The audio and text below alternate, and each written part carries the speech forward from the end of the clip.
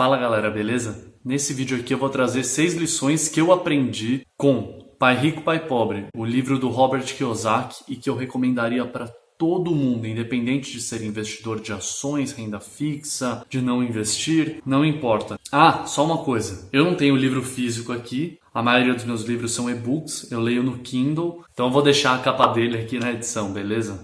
Eu acredito que a mentalidade, a questão de você entender alguns aspectos técnicos e ter a mentalidade de alguém que procura construir riqueza, patrimônio, essas coisas, contribuem muito independente do nível que você esteja. E fica ligado até o final que a 6ª dica, na minha opinião, é a mais importante para quem quer investir ou está investindo em renda variável. Beleza? Bora pro vídeo então.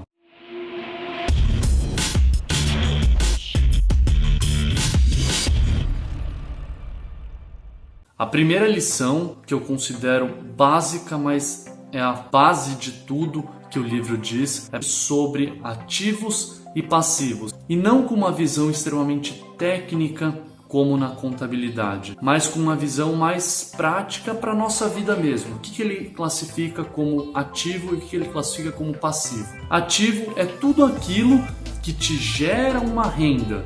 Então, um imóvel alugado, uma ação que te dá lucros, uma empresa que te dá lucros, um negócio próprio que te dá lucros, tudo que te gera uma fonte externa de renda. Isto é um ativo. Um ativo é algo que trabalha para você. Se você tem um emprego não é um ativo, porque você trabalha para conseguir o dinheiro e não o seu emprego trabalha para você para te dar dinheiro, entendeu? Essa é a diferença. Ricos compram ativos, na opinião do Robert Kiyosaki, e os pobres compram passivos. O que são passivos? Exatamente o contrário dos ativos, tudo que tira dinheiro do seu bolso. Então, um carro, ele acaba sendo um passivo, por quê? Porque você tem a desvalorização, você tem que pagar IPVA, você tem que pagar seguro, são coisas que tiram dinheiro do seu bolso. Essa é a primeira lição que eu considero a base do livro. No livro ele fala muito disso, várias vezes ele volta para falar de ativo e passivo. Eu considero que essa é a grande lição do livro. Se você entender somente essa, já bastaria. Bom, a segunda lição é que ele prega muito que todo mundo deveria ter educação financeira e que é algo não ensinado nas escolas.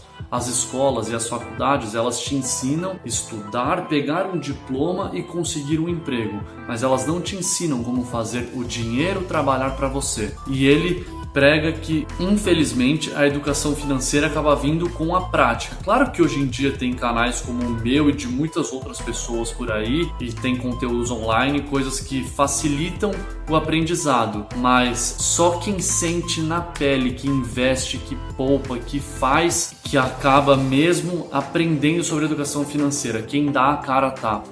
A terceira lição é: corra riscos.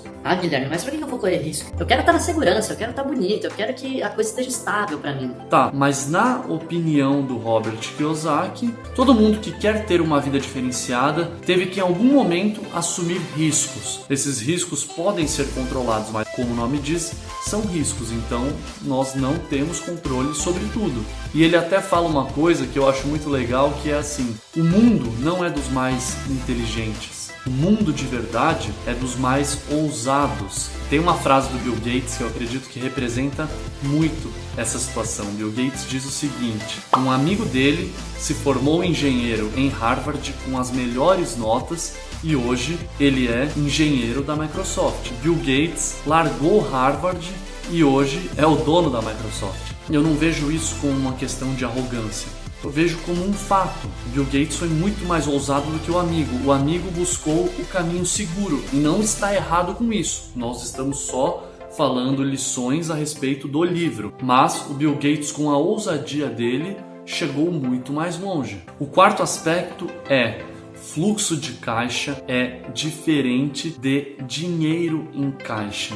Isso é muito importante. Se você conversar com uma pessoa de mentalidade rica ou que tem educação financeira, ela sabe que 1 milhão na conta dela não é 1 milhão para ela gastar. Ela vai avaliar quanto que entra e quanto que sai da minha conta. Por exemplo, imagina que você tenha 10 milhões na sua conta, só que entram 30 mil reais para você e saem 25 por algum motivo que você tenha de despesa, alguma coisa assim. Então você tem 5 mil reais de fluxo de caixa mensal. E o que isso significa? Que você não pode gastar os 10 milhões. Significa que você tem que trabalhar com este fluxo, mesmo tendo os 10 milhões lá. Esse é o pensamento de acúmulo de patrimônio. Queimar o que está lá é justamente o que as pessoas sem educação financeira acabam fazendo. Elas queimam o que está armazenado, queimam o patrimônio investido e acabam deixando o fluxo de caixa delas negativo.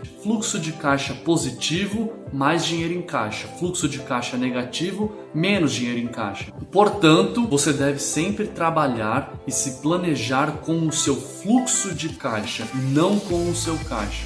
A quinta lição do livro é: todo rico ou já teve uma perda financeira grande ou já sofreu algum trauma equivalente a isso. Vou contar uma história aqui que eu li a respeito do Trump, que vocês devem conhecer claramente, e ele diz que teve uma época que ele estava saindo do carro dele e um morador de rua o abordou pedindo esmola. E ele estava devendo milhões ou bilhões, não lembro o valor exatamente. Depois, num futuro, ele conta essa história e ele diz o seguinte: mal sabia aquele morador de rua de que ele era milhões ou bilhões mais rico do que eu. Só que esse tipo de pessoa, mesmo endividada, mesmo com prejuízo, mesmo com diversos problemas, eles nunca deixam de assumir riscos e de tentar vencer, mesmo com as diversas falhas no caminho. E por isso, não encare perder dinheiro como algo negativo. Tente tirar o máximo de aprendizado daquela situação. A sexta, e como eu falei, a minha favorita a respeito de investimentos: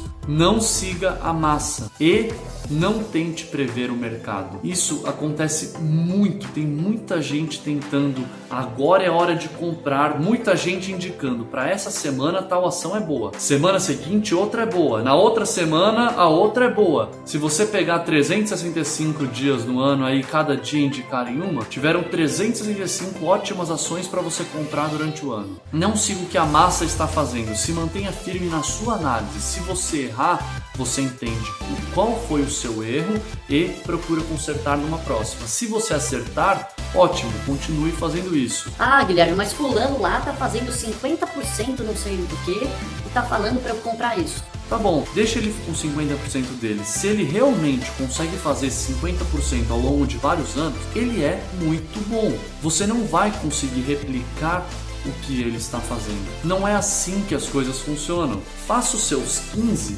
e procure melhorar para 20, para 22, para 23, para 30, se você conseguir, que já é uma rentabilidade excepcional para se fazer no ano. E constantemente, lembra que você fazer um ano 20, fazer um ano 30, fazer um ano 50, isso não faz muita diferença. O que realmente faz diferença é você fazer ao longo dos anos. É mais interessante você fazer 15% ao longo de diversos anos do que fazer 51, 3 no outro, menos 10 no outro. Claro que renda variável é sujeito a isso, mas na média, o que interessa é a constância, quanto que você consegue ali fazer tirando a média. E para finalizar, uma coisa que o Robert Kiyosaki fala também a respeito dessa sexta lição, de tentar prever o mercado, acertar o timing do mercado: não se preocupe com o preço de venda para dar o maior lucro ou coisa do tipo. Se preocupe em acumular coisas, então em comprar coisas a preços baixos. Esse que deve ser o seu foco. Ah, mas subiu muito de preço e eu não vendi. Não tem problema, você pagou o bom preço? Esse ativo é lucrativo para você?